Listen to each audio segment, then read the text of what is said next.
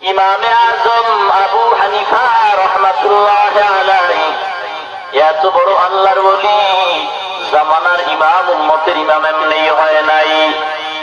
40 বছর পর্যন্ত একটানা ঈশান নামাজের দুনিয়া ফজরের নামাজ আদায় করতেন। শুধু তাই নয়, আল্লাহর ওলি ইমামে আজম আবু হানিফা রাহমাতুল্লাহ আলাইহি এত বড় আল্লাহর ওলি, রমজান মাসে পবিত্র কোরআনকে 62 বার খতম করতেন। ইমামে আজম আবু হানিফাকে আল্লাহ এত রুহানি শক্তি দান করতেন।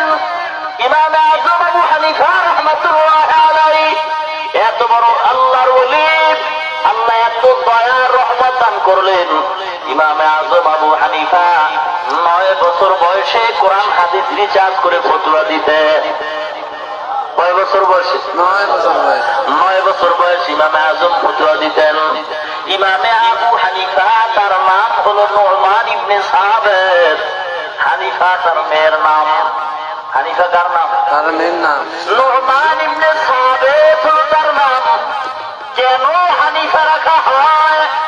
এর একটা কারণ, যেহেতু মহিলারা একদিন প্রশ্ন করছিল, 4 জন মহিলা ইমামে আজমকে প্রশ্ন করে, আবু হানিফা, ও নুমান, তোমার কাছে আমাদের একটা প্রশ্ন।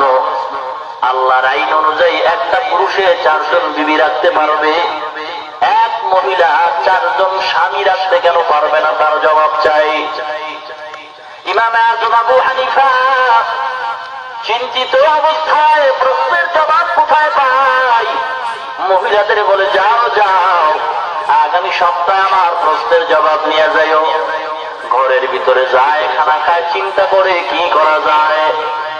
আদরের মেয়ে হানিফা ডাক দিয়া কয়, বাবা, জামানার ইমাম তুমি, 9 বছর বয়স থেকে ফতোয়া দাও, কি চিন্তায় তুমি চিন্তিত বলো বাবা? বলে, মা, এ কথা বললে আমার প্রাণ ঠান্ডা হবে না, উত্তর পাওয়া যাবে না। বলে, মা, আমি তোমার মা হয়ে বললাম, বলো বাবা, দেখিনি চেষ্টা করে পারা যায় কিনা। বলে, মা, মহিলারা প্রশ্ন করেছে এক পুরুষে 4 জন বিবি রাখতে পারবে, এক মহিলা কেন 4 জন স্বামী রাখতে পারবে না? ইমামে আজম আবু হানিফাকে ডাক দিয়া কারণ, বাবা গো, চিন্তার কোনো কারণ নাই, তুমি নিশ্চিন্তে 3 রাত কাটাও, ইবাদত করো, আর মহিলাদের জানা দাও তোমার কাছে যেন না যায়, আমি হানিফা তোমার পক্ষ থেকে জবাব দিয়ে দিব।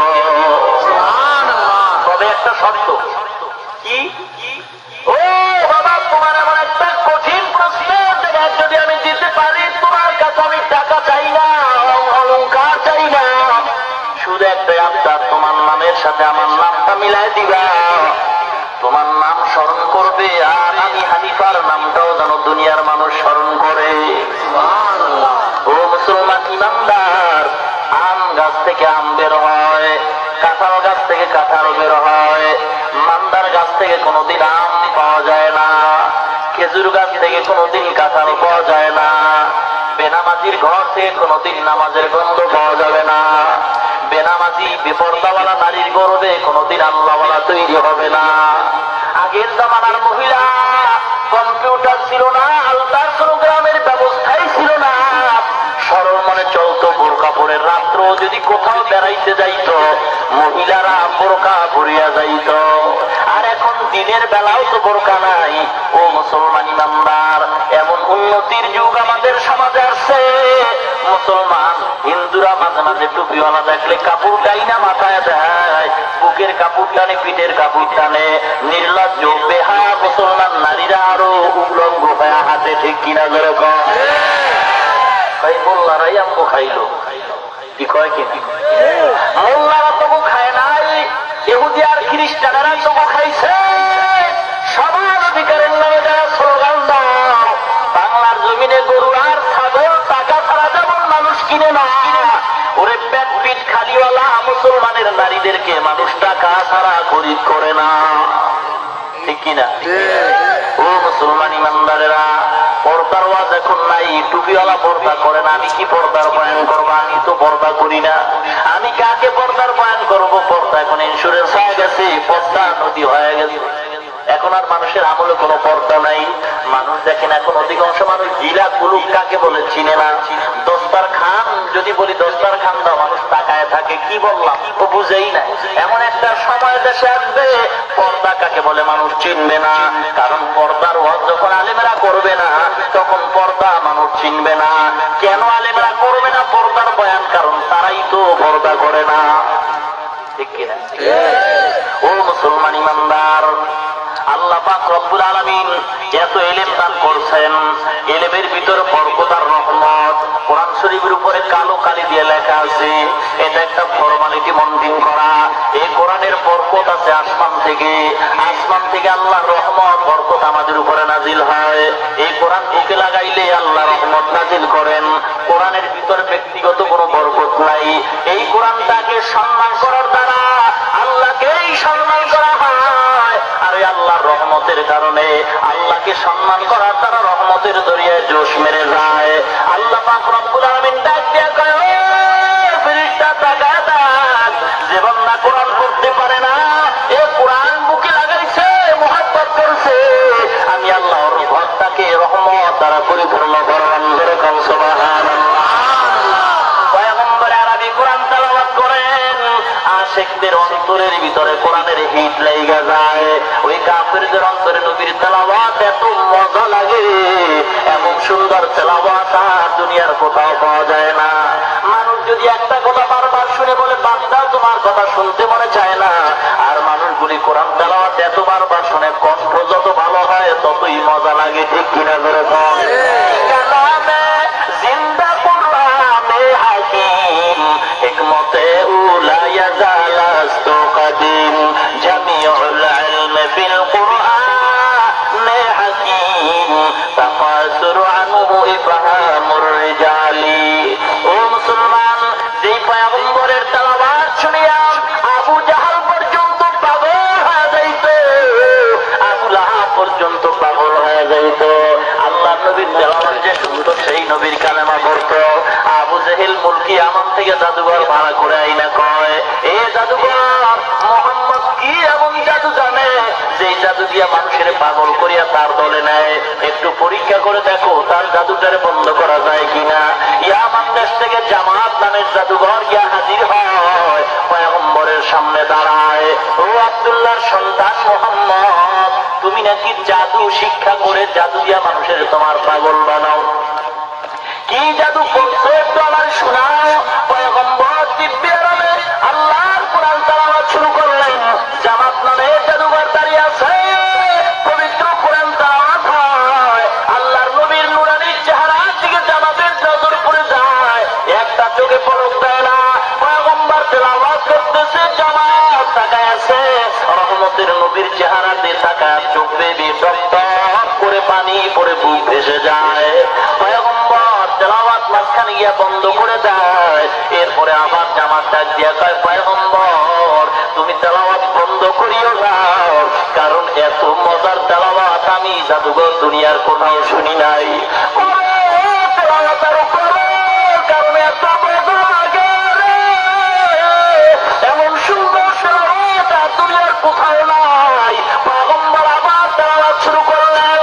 পয়গম্বরের তেলাওয়াতের ভিতরে অন্তরে হিট লেগে গেছে, জামাতের অন্তরের ভিতরে আগুন দাউ দাউ করে জ্বলে উঠছে।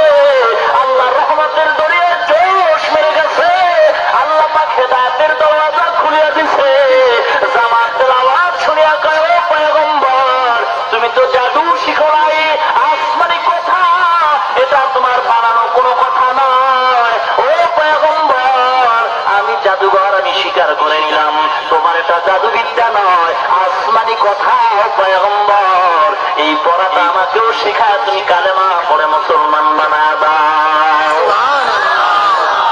ইমামুল আউয়ালিন আল আখিরিন, ইমামুল আউয়ালিন আল আখিরিন, বহরে সাদকা রহমাতাল লিল আলামিন, সাইয়্যিদুল কাউনাইন খাতমুল মুরসালিন, আখির আমুদ বুদে ফখরুল আউয়ালিন, শুধু ওজুদাস রহমাতাল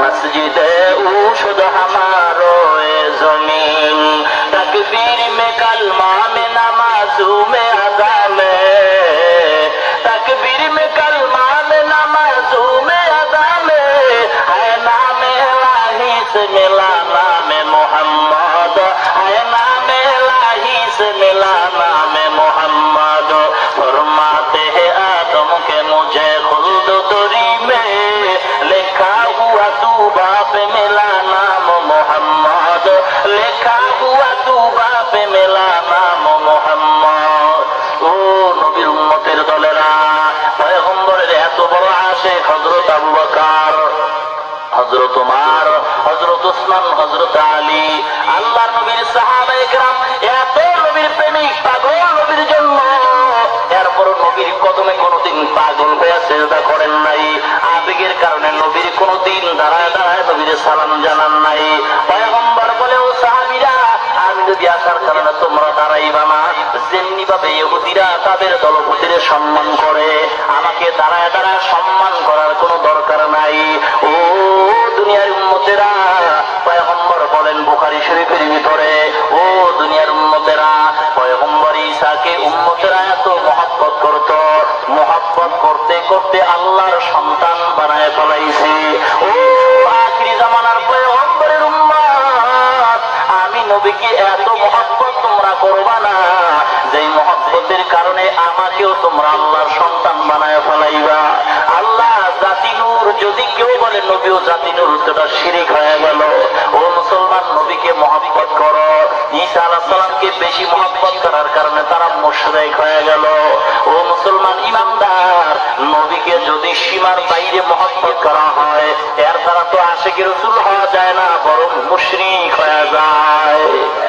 ঠিক কিনা জোরে কম এজন্য মাপকাঠি লাগবো আশিকি রাসূল স্লোগান দিলেই হবে না মাপকাঠি অনুযায়ী মহব্বত করা লাগবে ঠিক কিনা ভাইরা আমার আল্লাহ পাক রব্বুল আলামিন तमाम দুনিয়ার মানুষদের জানায় দেন ইয়া আইয়ুহাল্লাযীনা আমানুত্তাকুল্লাহ হাক্কা তুকাতিহি ওয়া লা তামুতুন্না ইল্লা ওয়া আনতুম মুসলিমুন দুইটা নোটিশ আল্লাহ জারি করেন ও দুনিয়ার ইমানদারেরা দুনিয়াতে আসছো আমি আল্লাহ তোমারে জান্নাতে আবার নিব জান্নাতের সাইনবোর্ড দিয়ে তোমাদের দুনিয়ায় পাঠাইলাম তবে আবার তোমরা মরণের পরে জান্নাতে আসতে হবে জান্নাত পাইতে হলে আবার তোমাদের রিজার্ভ করা ঘর যদি পাইতে চাও দুইটা কাজ করা লাগবে পয়গম্বর বলেন দুনিয়াতে যত মানুষ আল্লাহ তৈরি করলেন সকল মানুষের জন্য জান্নাতে একটা ঘর বানানো আছে রেজিস্ট্রেশন করিয়া নাম লেখা প্রত্যেকের জন্য এক একটা ঘর আল্লাহ বানায় রাখছেন এই পৃথিবীর বড় পাপিষ্ঠ ফেরাউন ওর নামেও জান্নাতে একটা ঘর বানানো আছে নমরুদ নামের পাপিষ্ঠর জন্য জান্নাতে ঘর বানানো আছে আমার নামের পাপিষ্ঠর জন্য জান্নাতে ঘর বানানো আছে সাদ্দাদের নামে জান্নাতের ভিতরে ঘর বানানো আছে আমেরিকার বুশের নামে জান্নাতে ঘর বানানো আছে বিল ক্লিনটনের নামে জান্নাতে ঘর বানানো আছে বাংলাদেশের গ্রামীণ ব্যাংকের লিডার ইহুদিদের দালাল ডক্টর ইউনূসের নামে জান্নাতে ঘর বানানো আছে বাংলাদেশের অসভ্য বেশ্যার নামে তসলিমার নামে জান্নাতে ঘর বানানো আছে নবীরে যারা সন্ত্রাস বলে গালি দেয় তাদের নামও জান্নাতে ঘর বানানো আছে প্রশ্ন হয় আল্লাহ নমরুদ তার অপরাধের কারণে জান্নাত পাবে না সাদ্দাত তার অপরাধের কারণে জান্নাত পাবে না হামান তার অপরাধের কারণে জান্নাত পাবে না বিল ক্লিনটন তার অপরাধের কারণে জান্নাত পাবে না বেশ্যা তসলিমা তার অপরাধের কারণে জান্নাত পাবে না আল্লাহ তুমি ওদের বানানো জান্নাত কি করবা আল্লাহ পাক রব্বুল আলামিন বলে ও দুনিয়ার ইমানদার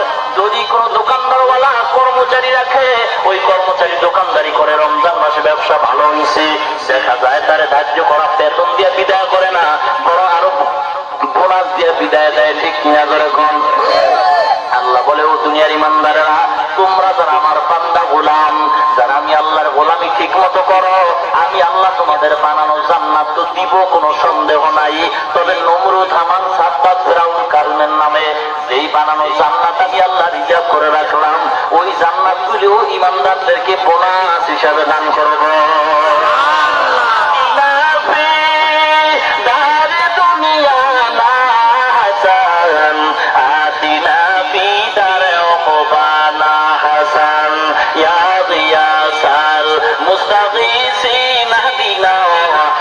इफ्तिखारा बिल उलूमे वल गिला हर गोरी में देने तू तो यार है जो न मांगे उसे तू बेजार है।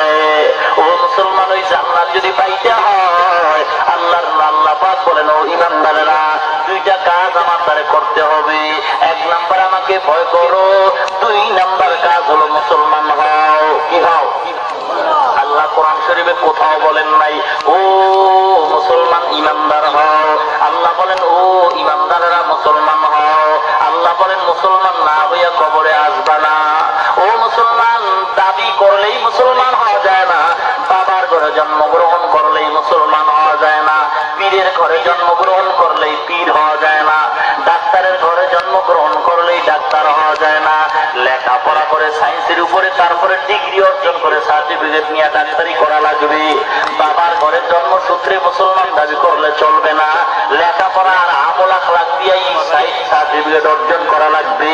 তোমার যেই নেটওয়ার্ক থাকবে ওই নেটওয়ার্কের সাথে মদিনার নেটওয়ার্কে যোগাযোগ থাকতে হবে। ঠিক কিনা করে খাওয়া ও মুসলমান, মদিনার নেটওয়ার্কের সাথে যদি তোমার যোগাযোগ না থাকে এই নেটওয়ার্ক দিয়ে জান্নাতে যাওয়া যাবে না, আল্লাহর সাথে কথাও বলা যাবে না। ও মুসলমান ঈমানদার, আল্লাহর সাথে যোগাযোগ করার জন্য মদিনার নেটওয়ার্কের বিকল্প কোনো ব্যবস্থা নাই। এই মদিনার নেটওয়ার্ক যার যত মজবুত তার সম্পর্ক আল্লাহর সাথে তত মজবুত। ঠিক কিনা ধরে কম? মদিনার নেটওয়ার্ক যার দুর্বল আল্লাহর সাথে তার ক্ষমতা এবং সম্পর্ক দুর্বল। আল্লাহ বলা যারা তাদের নেটওয়ার্কে মদিনার সাথে যোগাযোগ ভালো বেশি। ও মুসলমান, বাংলাদেশে এখন এমন আল্লাহর ওলি আছে ফজরের নামাজ পড়ে বাংলাদেশে, জোহরের নামাজ পড়ে মক্কার ঘরে। আছে না নাই? এদের চিনা যাবে না। আল্লাহর ওলি আল্লাহ না, আল্লাহ ছাড়া জুদা না। আকাশে লক্ষ তারা, এক চাঁদের আলোরে লক্ষ মানুষ হইতে একজন আল্লাহর ওলি ভালো। আল্লাহর ওলি কাদের কয়? যারা যায় নামাজ বিছায় পানির উপরে নামাজ পড়ে না। আকাশে উড়িয়া গেলে আল্লাহর ওলির পরিচয় হয় না। ও মুসলমান, আকাশে উড়িলে যদি হইতো আউলিয়া, সর্বাপেক্ষা বড় ওলি তোতা ময়না দিয়া। পানিতে ভাসিলে যদি হইতো বড় পীর, সর্বাপেক্ষা বড় পীর কচ্ছপ কুমির। ও মুসলমান, ইমামুল মুসাল্লিন, হাদি মিল্লাত, মুজাদ্দিদ মিল্লাত, হাকিমুল উম্মত আশরাফ আলী থানভী রাহমাতুল্লাহ আলাইহির কাছে 40 বছর পরে এক মুরিদ প্রশ্ন করেন, হুজুর আমি 40 বছর পর্যন্ত আপনার দরবারে কাজ করি, খেদমত করি, আমি আপনার খাদেম, কোনো তো কারামত দেখলাম না। আল্লাহর ডাক দিয়া কয়, বাবা এই 40 বছরের ভিতরে বলো নবীর সুন্নতের উল্টা কোনো কাজ আমি করছি নাকি? বলে না, করেন নাই। আল্লাহর ওলি আশরাফ আলী থানভী রাহমাতুল্লাহ আলাইহি বলেন, বাবা গো এর চেয়ে বড় কারামত আমার নাই। আমি নবীর সুন্নতের উপরে যে যত মজবুত এর মতো বুজুর্গ আর দুনিয়াতে একজন নাই। ঠিক কিনা যেরকম? আর যাদের পানির ফু দিলে পাতা ভালো হয়, ওরে ফু দিলে আগুন জ্বলা যায়, কলম জারি হয়। দেখা যায় এদের সুন্নতের খবর নাই, মাথার ভিতরে টুপি নাই, দাড়ি নেই, সুন্নত নাই।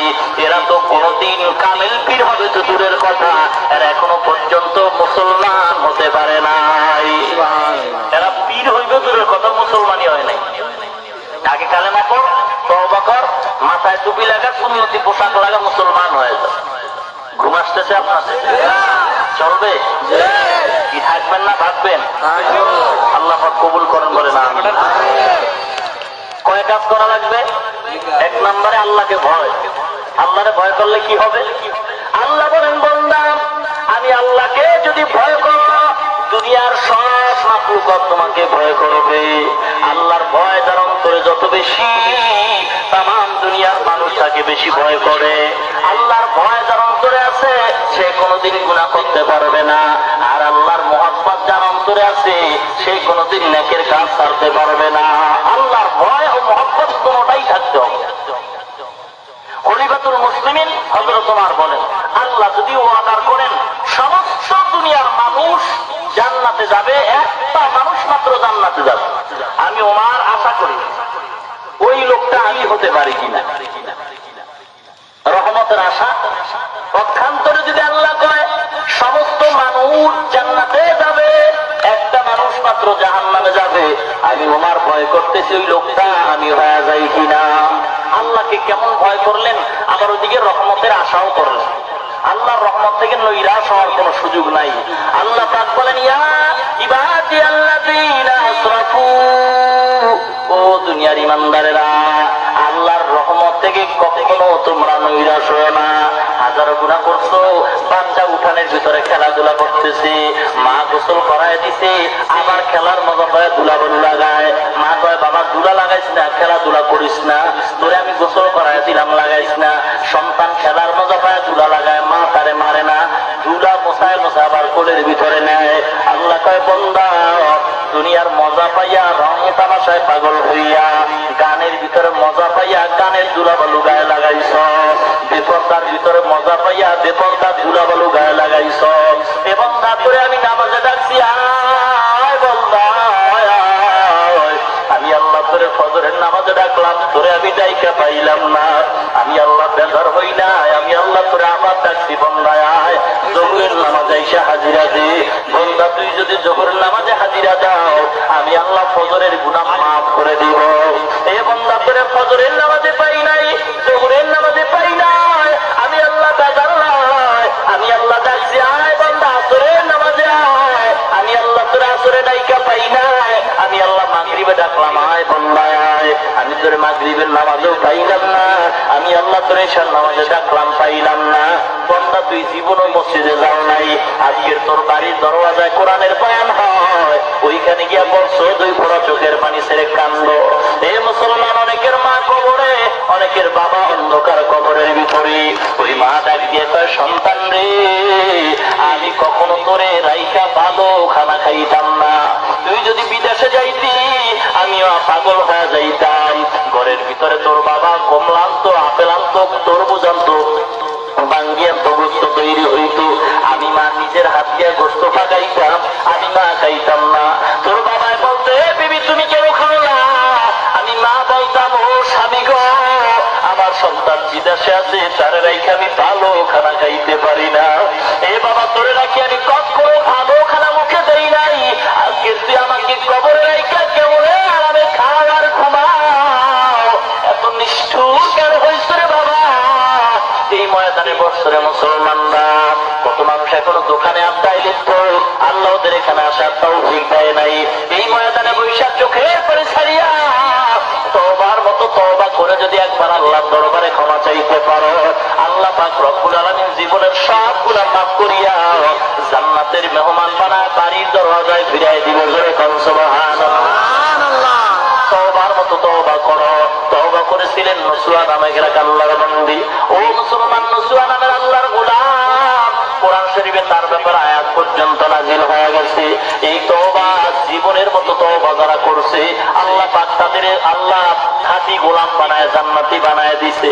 আজকের আমরা তওবা করি, চোরের যখন ধরা পড়ার পরে মাইর দেয়, চোরাই কি কয়, চুরি করুন একা করবো না, করবো না কয় আর মাইর খায়। এরপরে চোরা বিক্রি বিক্রি নিয়ে ছাইরা দে, আগে তোর পকেটে হাত দেবে। এটা তওবা হইল? জোরে কম। তওবা করে আবার তওবা ভাঙ্গিলাম, অবশেষে খাঁটি তওবা করিলাম, অবশেষে খাঁটি তওবা করিলাম। সকলেরই দরজা হইতে আল্লাহ ফিরিয়া তোমারই দরজায় রইলাম তাকায়া। তুমি যদি মাফ না করো আল্লাহ বান্দারে, বলো তোমার বান্দা যাবে কারদারে। ও আল্লাহর গোলাম, বড় পীর আব্দুল কাদের জিলানী রহমাতুল্লাহ আলাইহি রাস্তা দিয়া হাঁটতেছেন, ডাকাইতের দলেরা কয়, মোল্লা কি আছে দিয়া যা। আল্লাহর ওলি হঠাৎ করে বলে, বাবা আমার পকেটে কিছু নাই। ডাকাইতের দলেরা ফিরিয়া যায়, হঠাৎ আবার হাত পকেটে হাত দিলেন, ডাক দিয়া কয়, ও ডাকাইতের দল দাঁড়াও, আমার মা একটা টাকা দিছে, আমার বলতে আছে খেয়াল নাই, না জানি আল্লাহ দরবারে মিথ্যাবাদী বলে আবার আসামির কাজ করা দাঁড়াইতে হয়। আমার মা টাকা দিছে, আমি মিথ্যা কথা বলেছি, যাও 1 টাকা নিয়ে যাও। ডাকাইতের দলেরা কয় জীবনভর যত ডাকাতি করলাম এমন পাবলিক তো পাই না যে ইচ্ছা করিয়া টাকা দিয়া যায়। লোকটাকে পরিচয় দরকার। ও মুসলমান ইমানদার, পরিচয় দেওয়ার জন্য রওনা হয়। এবার ডাক দিয়া কয়, ও ভাই এই লোকটার চিনি?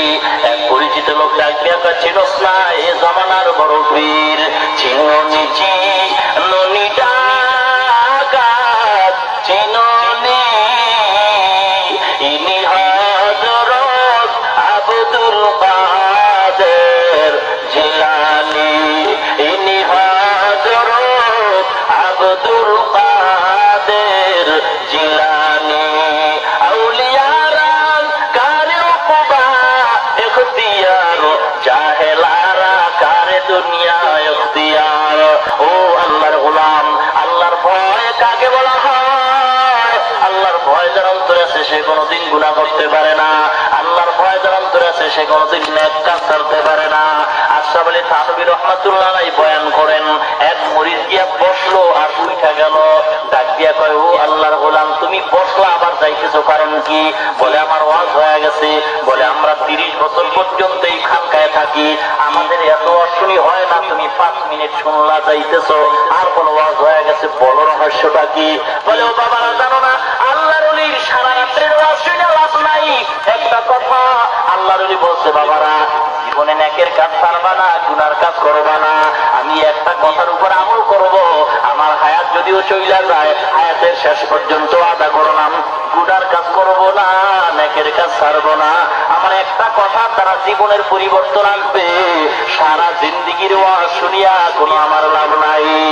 আমাল সে বলতি হে ये जन्नत भी जहन्नम, ये खाके फितरत में ना नारी है ना नूरी। इखलास की आमाल ये जन्नत की हमरा, परहेज की मकासद है जो तकवा से हासिल मान। बगैर जो अमाल हो इखलास व तकवा, बर्बाद तेरे जिंदगी आए होश नजर मान।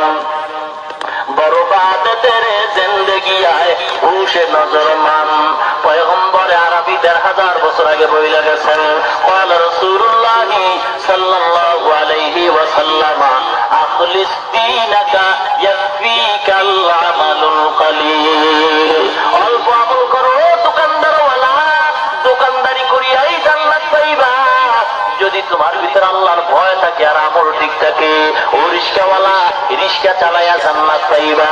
হাত দিয়া তুমি হ্যান্ডেল ধরো, পাও দিয়া পেট্রোল দাও, জিব্বা দিয়া জিকির করো, আজান হলে নামাজে দাঁড়ায় যাও।